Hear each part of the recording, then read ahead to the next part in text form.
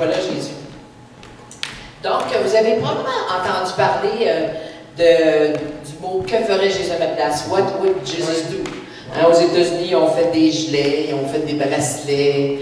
Et moi, il y a à peu près 40, je suis au Seigneur depuis 45 ans, et il y a 40 ans, j'ai lu un livre, « Que ferait Jésus à ma place? » C'était un livre qui était comme ça. Il y en a qui s'en rappellent? OK. C'est une histoire assez spéciale. C'est un roman. C'est un homme, M. Sheldon, qui l'a écrit. Et dans l'église du pasteur Maxwell, à un moment donné, il est arrivé un événement spécial avec un itinérant qui est mort dans l'église, dans le milieu de l'année. Mais cet itinérant-là était venu plusieurs fois avant. Puis personne ne s'en était vraiment occupé, même le pasteur l'avait un peu comme repoussé. Et lorsqu'il est venu, il a adressé quelques mots, il est rêvé, je ne voudrais pas vous briser le punch, et il est mort. Et suite à ça, le pasteur a dit, il a regardé tout son auditoire, bien troublé, bien émotionnel, et là il a dit, je vais proposer quelque chose ici aujourd'hui. Et ce que je vais vous proposer, leur dit-il, ne devrait pas paraître extraordinaire, ni d'une exécution impossible. Je demande des volontaires, pris parmi les membres de la première église, qui est une église un peu bourgeoise, qui roulait son petit train-train, puis il y avait une vedette là-dedans, un vendeur d'un magasin, il y avait toutes sortes de monde, mais quand même assez bien nanti.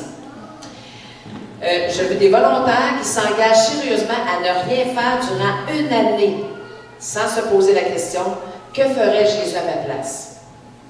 Et ce sera notre devise pour l'année. Comme Jean-Yves nous a toujours un mot pour l'année, un verset pour l'année. Nous agirons exactement comme il le ferait s'il était à notre place, sans nous préoccuper de ce qu'il en adviendra.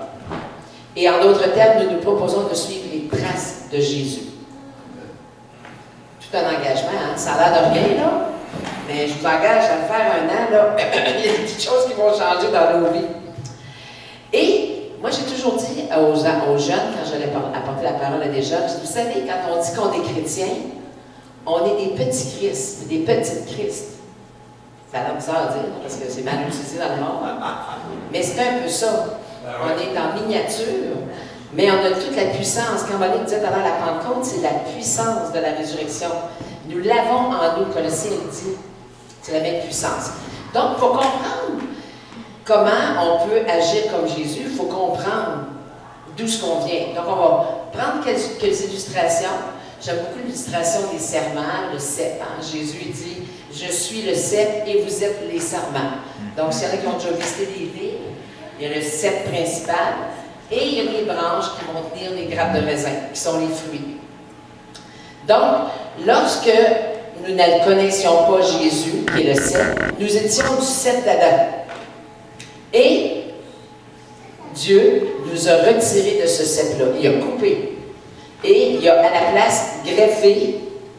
Il nous a greffé à la place, il nous a pris mort. Puis il nous a greffé au cep vivant qui était Jésus, uni à Christ. Hein? Si vous pouvez lire tout le verset, je suis le cep, vous êtes les serments. On va en lire un petit peu. Avant, je voulais juste vous positionner que vous êtes dans un arbre. Donc maintenant que je suis attaché au cep, Christ vit en moi. Tout le monde est d'accord? Christ vit en moi. Et je dois porter du fruit. Hein? C'est intéressant. Regardez comment c'est beau. Hein? C'est ça qu'on est supposé d'être. Mais, la parole de Dieu nous dit que celui qui, s'il y a un serment après vous qui ne porte pas de fruit, il va le couper puis l'émonder. C'est normal, parce que ça ne porte pas de fruit. C'est toujours triste. Je ne sais pas si qui jardine un peu, ils savent que Jean-Yves, il comprendrait, lui. Quand on doit couper des bonnes branches après un plant de bleuet, hier, j'ai arrangé des bleuets. Je dis, oh non, il ne faut pas couper cette branche-là. Ben oui, parce que cette branche-là va nuire un moment donné. Ça ne pourra plus bien pousser vers le haut. La branche va tirer vers le bas. Les pommiers, c'est la même chose. La branche qui tombe vers le bas, on la coupe. Mais ça fait plate parce qu'on perd peut-être 3 ou 4 petites branches de pommes. Mais il va y avoir ça va faire beaucoup de branches de pommes hautes et solides. Sinon, ils vont tomber à terre, ils vont pourrir. Donc, ça se peut que des fois, le Seigneur coupe des choses dans notre vie qui nous empêchent de porter les fruits que lui voudrait porter. Puis des fois, ça peut même être des choses de bien. Moi, j'ai toujours dit aux gens, quand on vient au Seigneur, on vient avec nos bonnes et nos moins bonnes choses. Et des fois, les bonnes choses peuvent nuire à la gloire de Dieu. Parce qu'ils attirent la gloire sur nous.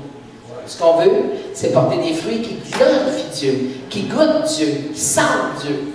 Donc, le Dieu travaille souvent dans son jardin, puis on fait partie de son jardin. Et regardez ce que ça dit. Jean 15, 4. Demeurez en moi, et moi en vous. Comme le sarment ne peut point de lui-même porter de fruits, s'il ne demeure au cep, vous ne le pouvez point. Aussi, si vous ne demeurez pas en moi. Je suis le cep et vous êtes les sarments. Celui qui demeure en moi et moi en lui porte beaucoup de fruits. Car hors de moi, vous ne pouvez rien produire. Si quelqu'un ne demeure pas en moi, point en moi, il est jeté dehors comme le sarment, il se sèche, puis on l'amasse, on le met au feu et il brûle. Et mon fils, en Italie, travaille dans des vignes, et souvent, quand l'arbre ne réagit pas bien au traitement qu'on lui donne, c'est comme un arbre rebelle, là, eh bien, il devient sec et il ne produit plus de fruits et on l'arrache. Même si ça fait des fois 10-15 ans qu'il est là. Donc, il y a des versets qui sont durs. Mais moi, je ne fais pas de doctrine ici, je n'enseigne pas de la doctrine. Je vous dis juste, je donne la parole, elle fera ce qu'elle voudra dans chacun de nos cœurs. Donc, c'est ça qui arrive. Quand on enlève des branches qui ne marchent pas bien, qui peuvent même nuire, eh bien, ils sont au feu et sont brûlés. Donc, si ça vous tente d'être le rayonnement de la gloire de Dieu, eh bien, nous pouvons tous être des petits fruits de ce que nous sommes attachés au cep et que le jus coule à l'intérieur de nous. Maintenant, une autre illustration qui va nous aider à comprendre que ferait Jésus à ma place. Là, présentement, on sait qu'on est attaché au cep, puis on devrait produire du fruit qui lui ressemble. Moi, je ne m'y connais pas tellement en vin, mais paraît-il que les vins sont de différents cépages, de différentes sortes d'arbres, de différentes sortes de raisins. Donc, nous, on fait partie des raisins de Dieu. On est des raisins. Des raisins de Dieu. Si j'ai des raisins secs, c'est pas bien bon. Ça ne donne pas bien du jus. Une autre illustration, c'est la fameuse crucifixion avec Christ. Hein, quand on entend ça, j'ai été crucifié avec Christ. Crucifié, c'est-tu un mot terrible, ça? C'est la mort. Tu ne peux pas mourir. J'ai été crucifié avec Christ et si je vis, c'est plus moi qui vis. Plus moi qui vis. C'est Christ qui vit en moi. Donc, j'ai été crucifié avec Christ. Donc, je me mets sur la croix. Le jour où je me donne à Dieu et que je le reçois, et je dis, je meurs à moi-même. C'est un peu ça aussi qu'on voit dans le baptême. Et là, on meurt. Mais là, on peut ressusciter en Christ. Et là, il vit en moi. C'est pas la personne de Jésus qui vit en moi, parce que son corps est dans la terre. Mais c'est l'esprit qu'il me laisse, qui vit en moi. Des fois, on peut l'attrister, et des fois, on peut même l'éteindre. Mais je n'irai pas là-dedans aujourd'hui. Donc, c'est important que vous sachiez que vous êtes mort en Christ, que je suis morte en Christ. Des fois, je vais dire vous, des fois, je vais dire je, des fois, je vais dire tu, là, mais on est mort en Christ. J'ai été crucifié avec Christ, et c'est la manière de Dieu de régler le cas de mon ancienne vie. On l'a crucifié. On floche. Dieu m'a placé en Christ sur la croix. Et quand on se rappelle de ça, quand on veut se battre, c'est moi qui ai raison, c'est moi, I'm right or wrong. Quand on rentre dans ces combats-là, j'ai raison, t'as tort. Mettons-nous donc, c'est la croix. Hein? On est mort. Hein? Réalisons qu'on est mort, même nos idées, des fois, mais on les replace un moment donné dans la bonne perspective, mais c'est mieux de penser qu'on est plus mort que trop vivant. En tout cas. Surtout si on a un fort caractère. Je suis mort avec Christ et c'est là que prit fin mon ancienne vie, les bonnes et les mauvaises choses. Et si je vis, c'est parce que Christ est ressuscité des morts et je suis ressuscité avec lui en nouveauté de vie. C'est ça que ça dit. Je suis une nouvelle personne en Christ. Yes. Alors, Christ vit en nous. Christ qui vit en moi. C'est vrai pour chaque croyant. Chaque petit Christ, chaque petite Christ. Qu'est-ce qui s'est passé quand je suis devenu chrétien? Eh bien, je l'ai reçu. J'ai reçu Jésus-Christ dans Jean 1,12. Il est maintenant venu vivre en moi. Il vit en moi présentement, là. Chacun de nous, présentement, on peut dire que Jésus vit en nous. Et rien pourrait être plus beau. Hein? J'ai une belle petite phrase que j'écris souvent à mes gens. Jésus, moins rien. Non, je me trompe tout le temps quand je dis tout, moins Jésus, égale à rien. Rien, plus Jésus, égale tout. Rappelez-vous de ça. J'ai appris tout à l'envers. Commencez par tout, moins Jésus, égale à rien. Même si tu as tout, si tu n'as pas Jésus, de rien. L'inverse, de rien, mais de Jésus, de tout. C'est simple, hein? Ça se dit à tout le monde. Tout le monde comprend ça. Donc, débarrassez-vous de vous autres. Débarrassez-vous de votre moi. Tu sais, aujourd'hui, on est dans la... Moi, je travaille beaucoup avec des gens qui sont dans la philosophie du mélange. Moi, j'ai la force, moi, je peux. Oui, il y a un petit peu que c'est vrai, là, parce que Christ vit en moi. Mais sans ça, là, tout ce que je fais, c'est du vent. C'est de la futilité. Puis comme Ecclésiaste le dit, c'est vanité des vanités. Ça va s'effacer. Quand je vais mourir, ben, il y en a quelques-uns qui vont pleurer quelques jours, après ça va être fini. Mais c'est plus moi qui vis. Christ veut vivre sa vie en moi. Mais un obstacle en empêche. Et c'est qui? C'est moi. C'est mon plus gros problème, c'est moi. Il veut vivre en nous. Qu'est-ce qui fait qu'il y a tant de division, tant de querelles, tant de divorce, tant de méchanceté? C'est tout simplement parce qu'on ne laisse pas la place à Christ de vivre sur la terre. Il veut établir son royaume, mais il ne peut pas l'établir partout, présentement. Ça y prend des petites personnes qui ont une petite langue sur la tête, là, une petite langue de feu. Parce que cette petite langue de feu-là, elle fait fondre la cible. Qui rentre dans le dos, on peut le dire de même. Donc, une vérité est claire le jour où on a donné à Christ notre vie, parce qu'on a compris qu'il lui avait donné la sienne pour nous. Il vit en nous. C'est aussi simple que ça, là. Pas compris les affaires de Dieu. C'est moins compliqué que Skype. Donc, ça veut dire que je suis deuxième. Hein? Tout ce qu'on... Moi, je ne l'ai pas suivi, je suis deuxième, mais tous ceux qui ont le privilège de suivre ont certainement une nouvelle conception dans leur quotidien. Moi, je vais juste écouter des témoignages, je suis deuxième. Puis, quand j'ai le goût de m'astiner avec moi-même, je dis, mais c'est tout les deuxièmes. Le Seigneur parle. Donc, je suis deuxième. Pourquoi? Parce que Christ vit en moi. C'est lui qui veut conduire.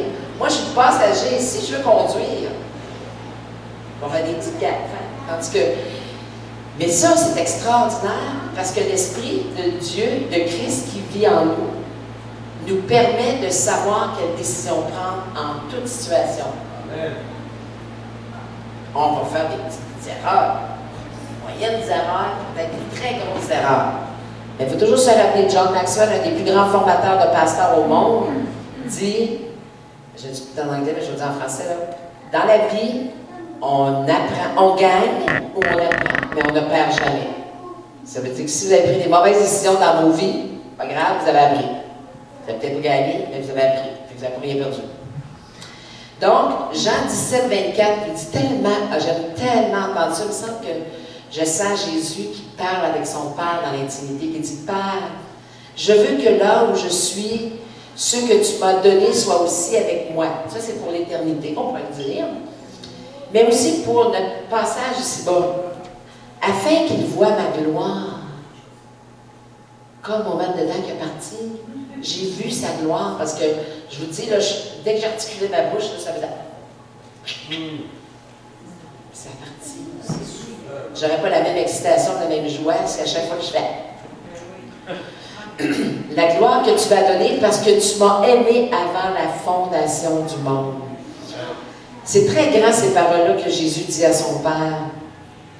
Et si on veut savoir comment Jésus pense, il faut connaître ces sortes de paroles-là, ces couleurs de paroles-là, ces couleurs d'écrit. Il y en a que c'est des fans de, je ne sais pas qui, de toutes sortes de mentors, de gourous. On voit les phrases passer sur Facebook, là.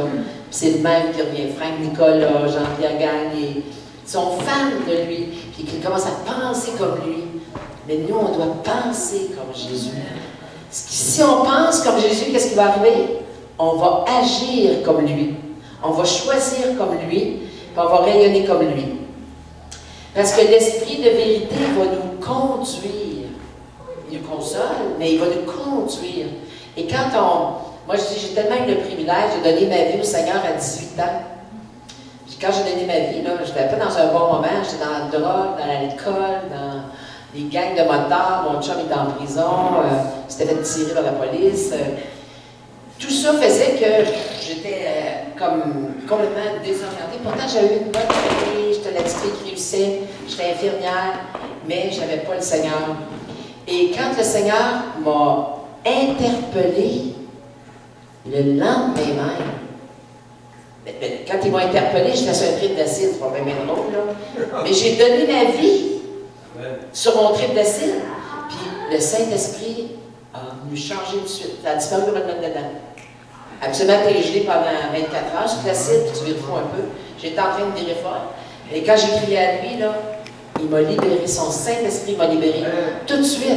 Tout de suite. Le lendemain matin, je me suis endormie comme un petit bébé. Tu dors pas pendant 24 heures. Puis quand je me suis réveillée le lendemain, même ma mère a dit, qu'est-ce qui t'est arrivé? T'as pas l'air comme d'habitude. Le Saint-Esprit habitait déjà en moi. Et toute la drogue que j'avais, le pot, la mescaline, j'ai tout pogné ça. Puis je me suis dit, au début, j'ai dit, on donne ça en cadeau, j'étais la Marie gentille, généreuse, j'étais riche, puis j'étais généreuse. Je sais pas pour moi, c'est pas bon pour personne. L'Esprit de Dieu m'a conduit à acheter. Amen. Comprends-tu? Ça s'est fait, c'est l'Esprit de Dieu, ça. Mais au début, quand on vient au Seigneur, on n'a presque pas de résistance avec Dieu. C'est tellement saisissant ce qui vient nous déposer dans le cœur. On s'aperçoit que c'est passé quelque chose d'assez grand. Le problème, c'est qu'après, le moi va prendre le dessus. Et c'est là que les petits combats.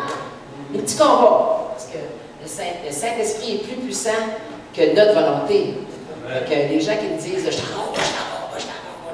Une minute, là. Tu n'as pas compris la puissance qui t'habite, là. Parce qu'il y a des gens qui vont dire toujours qu'ils se battent. Pas avec quoi qu'ils se battent, mais ils se battent tout le temps. Non, mais c'est vrai. On va dire qu'il y a des gens qui se battent tout le temps contre. Tu sais, en tout cas. Hein? C'est la puissance de Dieu qui agit. Ben non, c'est ça. C'est plus positif la puissance de Dieu que la puissance du malin. Oui, oui. Si vous m'aimez, parce que là, quand on a donné une vie à Jésus, il y a un petit peu d'amour, hein? Oh, Jésus, tu es mort sur la croix pour moi. Ah oui, je vais te donner ma vie. J'étais tellement fan d'avoir fait ça. Quand on est saisi par l'esprit de comprendre ça, ben, il y a un peu d'amour, je pense. Hein? Ben, il y en a beaucoup, là, ben, au début, en tout cas, on ne connaît pas c'est quoi l'amour. Fait qu'on dit, ah oui, je vais te donner ma vie. Mais si vous m'aimez, vous vous appliquerez à observer mes commandements. Et moi, je prierai le Père. Si on veut déjà observer les commandements, on a Jésus qui est auprès du Père et qui intercède pour nous. Il va vous donner, on appelle ça un paraclète dans le vrai terme qui est écrit là. Et ça veut dire qu'il va vous donner un consolateur qui restera avec vous pour toujours. Dans d'autres versions, dans Matthieu, c'est jusqu'à la fin. Ça veut dire qu'il n'a pas sauté de jour, jusqu'à la fin. Les paroles que Jésus dit, il les tient. Lui, il n'y a pas. Hein, c'est sa gueule, il tient. C'est lui, l'Esprit de vérité, celui que le monde est incapable d'accueillir. Parce qu'il ne le voit pas, il ne le connaît pas. Vous, vous le voyez et vous le connaissez, car il demeure auprès de vous et il est en vous. Et il ne vous laissera pas orphelin. Le texte continue. Donc, il y a eu le Père qui est descendu sur la terre dans un corps d'homme, qui est mort avec une mort parfaite, c'est-à-dire une vie parfaite. Il est mort sur la croix pour nos fautes. Et quand il est parti, on n'est pas resté avec un cadavre sur ses épaules. On est resté avec un Esprit Saint vivant en nous. C'est le cadeau de départ. Et là, qu'est-ce qu'il a dit? Dieu, Jésus, il a dit qu'il était la lumière du monde. Qu'est-ce que ça veut dire, ça? S'il était la lumière du monde? Bien, c'est parce qu'il y avait la lumière en nous aussi. On est en lui, il vit en nous. Amen. Donc, moi, je devrais être une lumière avec la petite flamme. Ça veut dire que pas mal partout ce que je passe, je devrais donner un certain éclairage qui donne de l'éclairage sur la vie de quelqu'un. Soit par une parole, soit par un geste, soit par un silence. Si on est dans un groupe où il y a plein de médisances qui se passent, moi, j'ai jamais travaillé. Ben, je n'ai jamais travaillé, mais j'ai jamais travaillé dans un groupe de travail, là, dans une industrie. Là. Mais souvent, on me dit, les filles me disent, ah, je ne suis plus capable. Au break, au dîner, là, ça fait de la médisance, ça me parle de n'importe quoi, n'importe comment. Je ne suis plus capable. Fait que je dis, ben, parle pas. En bas, si tu faut que tu manges là, parce que ça se laisse manger, mange là, puis parle pas. C'est ça ta lumière. C'est pas de te joindre à eux. Elle a pensé qu'il fallait qu'elle se défende, qu'elle dit, ben non, c'est pas correct ce que vous dites là, Jésus n'aime pas ça, Dieu n'aime pas ça. Tais-toi. Et s'il y a des hommes de paix, comment ça s'appelle des âmes de paix? Personne de paix. S'il y a des personnes de paix, selon moi, ils vont aller la voir, emmener dans un petit détour en arrière, des toilettes, à quelque part. On va dire, qu'est-ce que toi, t'es pas dans les hommes? Juste ça, ça peut être juste ça. C'est déjà beaucoup.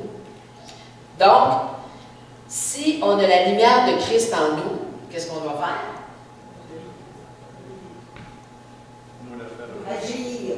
Agir, se conduire comme des enfants de lumière, comme Éphésiens 5, 4 dit. C'est pas merveilleux la parole, hein? On pourrait prêcher la parole. Mon mari était de même quand il était pasteur, là. Il prêchait un verset après l'autre. Il n'y avait quasiment pas de ces mots, parce que la parole s'enchaîne toute, elle se tient toute. Il y a tellement de richesse dans la parole, puis pourquoi les gens ont de la misère à agir comme Jésus? Parce qu'ils ne lisent pas ce qui est écrit.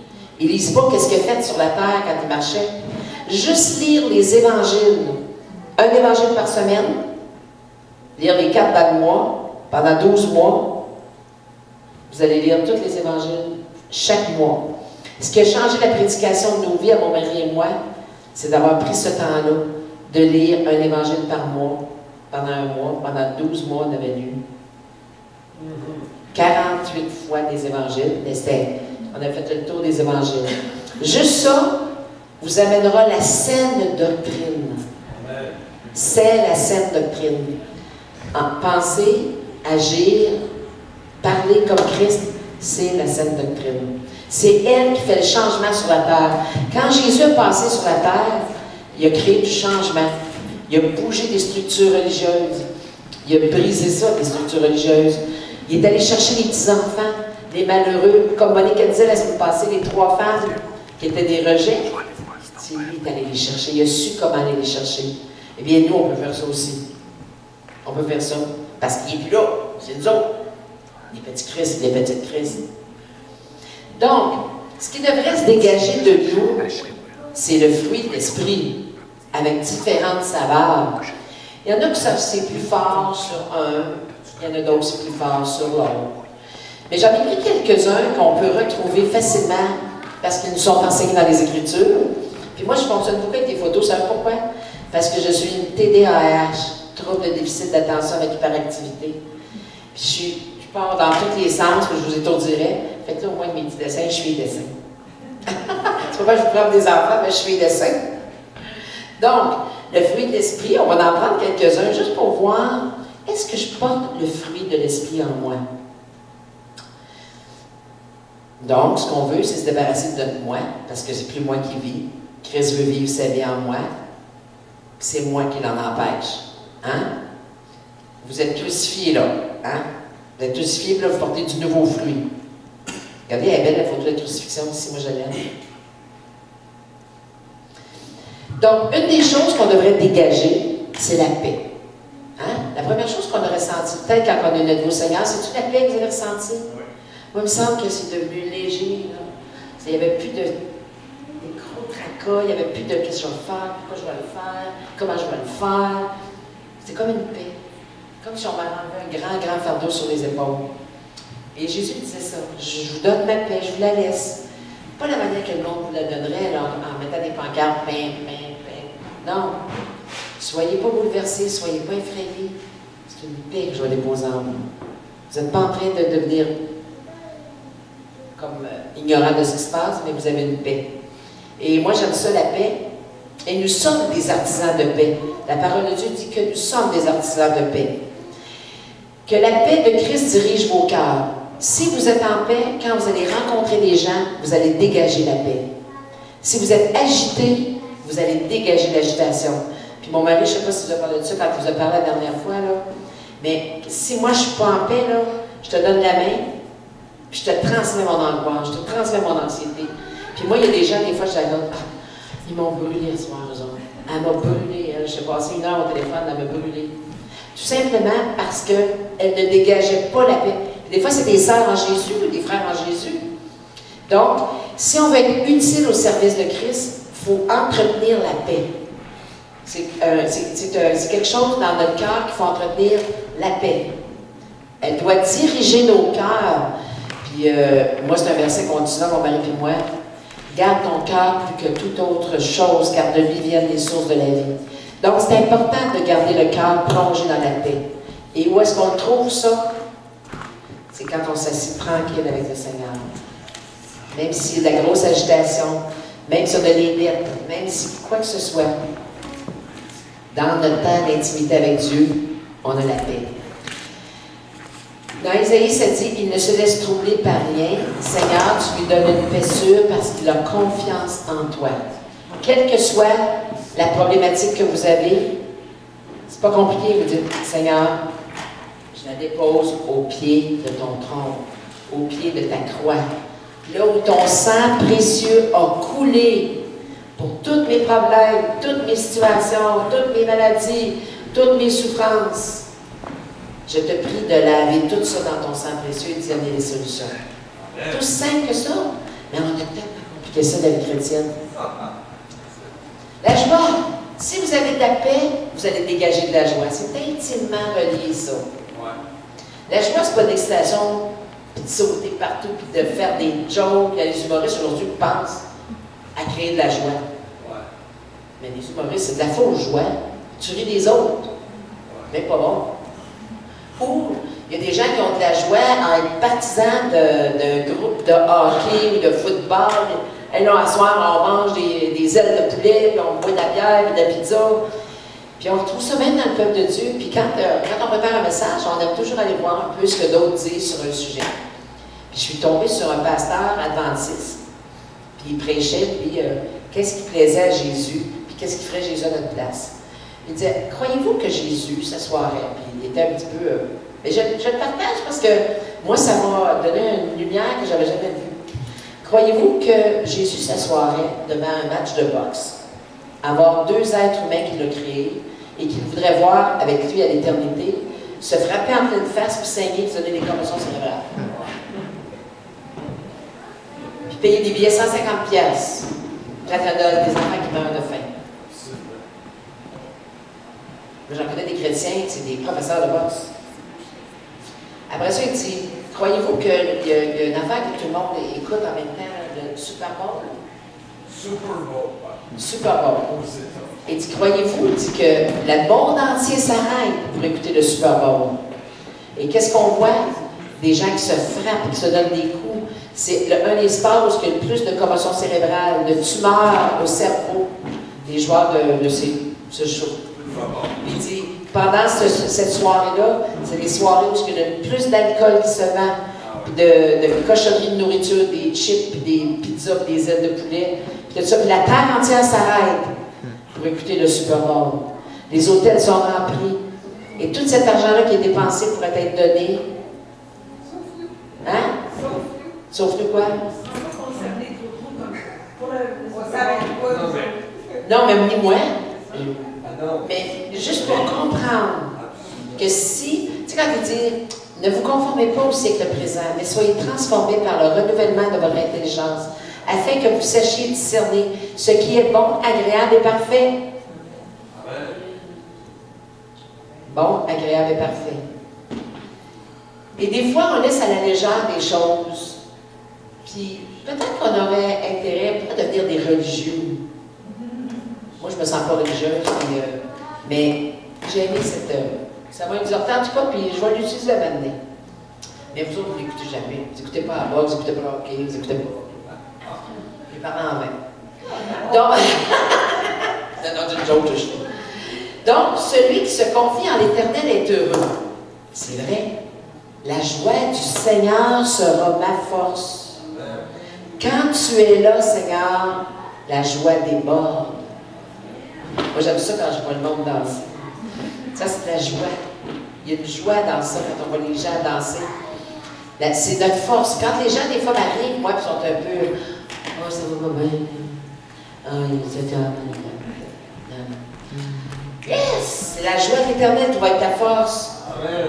Quand ton esprit abattu, pourquoi t'as battu mon âme? J'ai mis Dieu dedans de moi. Espère en Dieu. Et je l'ai nourri encore. Tout ça, tout ça. Moi, quand vous verrez quelqu'un, là, qui arrive dans. Ça marche pas, je ne comprends même pas ce qu'il dit des fois. Mon frère, espère en Dieu et tu le loueras encore. Alléluia. Ça remonte un peu. Je n'ai pas compris encore ici. Espère, mon frère, on va prier tout de suite, là, la joie. Ouais, tu montes un petit peu plus, grand. Mais il faut le faire, parce que sinon, on s'écoute marmonner. Et la patience. La patience, c'est quelque chose qui est difficile aujourd'hui parce que, vous voyez, on peut contrôler l'Internet de livre, tout s'en va. On peut supprimer quelque chose qu'on n'aime pas. On peut faire apparaître quelque chose qu'on aime, puis des petits jeux vidéo, puis toute cette affaire-là. C'est en train de créer plus de patience. Pas de patience, pas de réflexion. Dans les proverbes, tous les versets qui sont reliés à la patience sont reliés à la réflexion. Donc, aujourd'hui, on ne prend plus le temps de réfléchir, on court du matin au soir, puis même dans la voiture, il y en a qui écoutent les nouvelles ou de la musique, mais le temps de silence amène la réflexion. Donc, quand tu entends un verset dans Jacques qui dit « Mes frères, regardez comme un sujet de joie complète les diverses épreuves auxquelles vous êtes exposés. » Hey, ça flique de partout, là. Pense que ça va bien, toi? Faut que je regarde ça comme un sujet de joie. Complète. Complète. Ben oui. Parce que c'est l'épreuve de notre foi, ça produit la patience. Plus les gens sont éprouvés, plus ils deviennent patients. Ils attendent. Ils attendent que le Seigneur leur montre ça. Ils attendent que le frère revienne à son zèle pour le Seigneur. Ils ne sont pas impatients. Donc, regardez, ça a l'air dur à côté, à gauche, mais regardez comment c'est doux. La patience. Moi, des fois, il y a du monde. Je me rappelle, j'étais au Mexique avec quelqu'un, puis il y a un monsieur qui m'avait fait attendre, je l'amenais vers l'épicerie. Il était tout mal, là, vraiment angoissé. Il dit « Ah, madame, il dit, je m'excuse, je vous ai fait attendre. » J'ai attendu 10 fois 9 mois. J'ai rendu très patiente. Mais moi, je suis une fille extrêmement impatiente parce que mes parents étaient très riches. Puis ils me gâtaient, ils me donnaient tout ce que je voulais immédiatement. Surtout que mon frère était mort à 16 ans, très jeune. Puis le fait que je venais d'une petite famille, moi, je menais mes parents, puis tout le monde par le bout du nez. Hey là, Seigneur, il t'attend de ton. Traitez ça, ce petit caractère-là. Donc, 10 enfants qui pleuraient jour et nuit pendant 1 an. Donc, c'était ça mon école. Mais aujourd'hui, je suis une fille extrêmement patiente. Ceux qui me connaissent, c'est ça. Mais c'est ça que ça a pris pour Dieu. Aujourd'hui, je les vois comme cette joie complète, mes enfants, parce qu'ils m'ont formé la patience. Donc, on a tous un plan dans la vie, hein? On voudrait que ça s'en aille comme ça. Hein? Mais le plan de Dieu, c'est...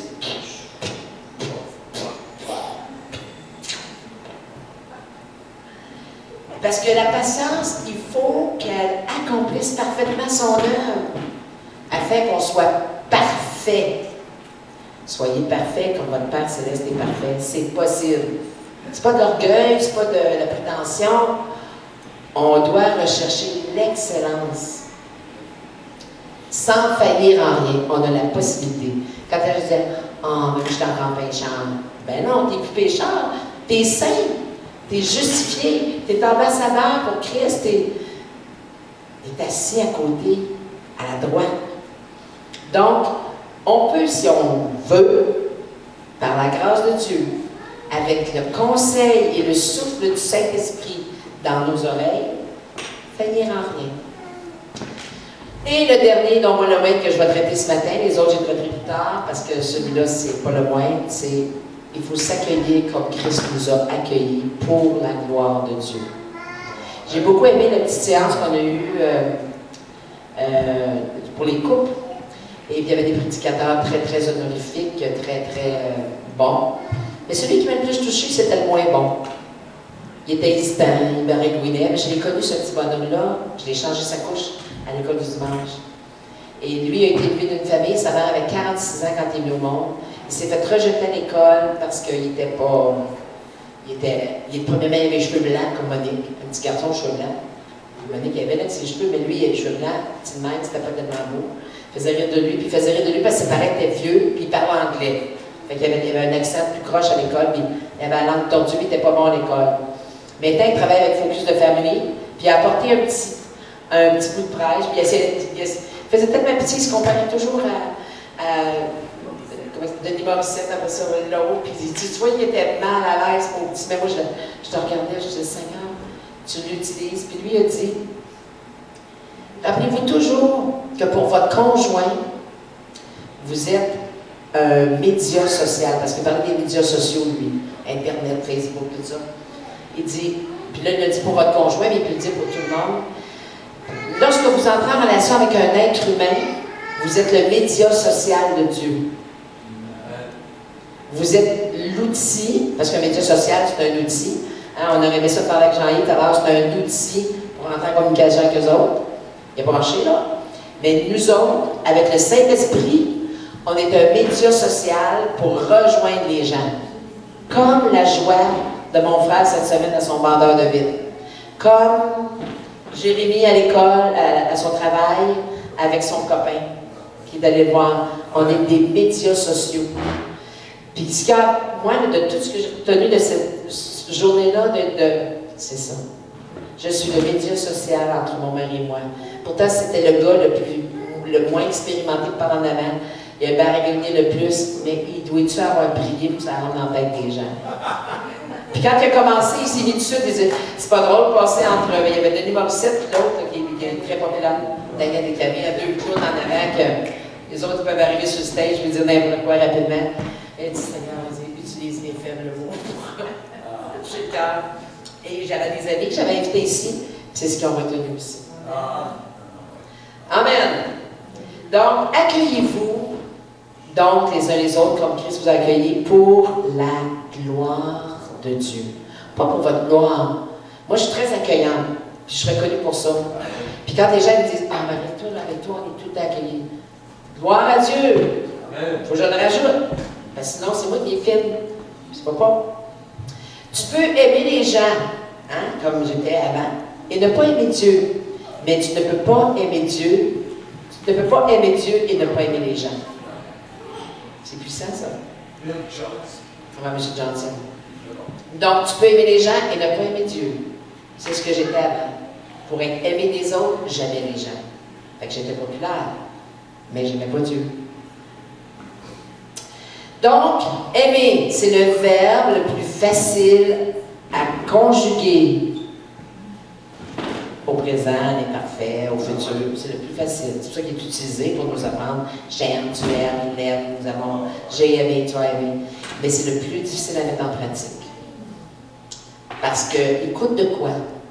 Mais avec la puissance de Dieu, l'éclairage du Saint-Esprit va nous dire qu'est-ce qui va plaire à l'autre, qu'est-ce qui va faire du bien à l'autre. Donc, aimez vos ennemis et priez pour ceux qui vous persécutent, afin d'être vraiment les fils de votre Père qui est dans les cieux. Afin d'être vraiment les fils de votre Père qui est aux cieux. Je n'appuierai pas sur ça, mais probablement que ça irait fouiller dans le grec, on sortirait des petites vérités intéressantes. Donc, si on pourrait faire une prière, Seigneur Jésus, apprends-moi à aimer comme toi tu aimes, que j'apprenne à aimer les autres sans me chercher moi-même, que mon amour révèle ta présence et ta bonté aux personnes qui m'entourent. Accorde-moi la grâce d'aimer tous mes ennemis comme toi tu m'as aimé. Amen. Et si vous faites ça, hein, c'est dur de lire à l'envers, remonter. Ça, je vous disais, c'est dur à mettre en pratique, l'amour. Mais si vous décidez d'aimer, tu sais, les deux commandements, tu aimeras le Seigneur ton Dieu de tout ton cœur, de toute ta force, et tu aimeras ton prochain comme toi-même. Aujourd'hui, on a pris beaucoup sur ça, comme toi-même, comme toi-même. Mais, on en parlera une autre fois, ça. Mais, aimer l'autre, c'est démontrer qu'on aime Dieu. C'est le deuxième commandement.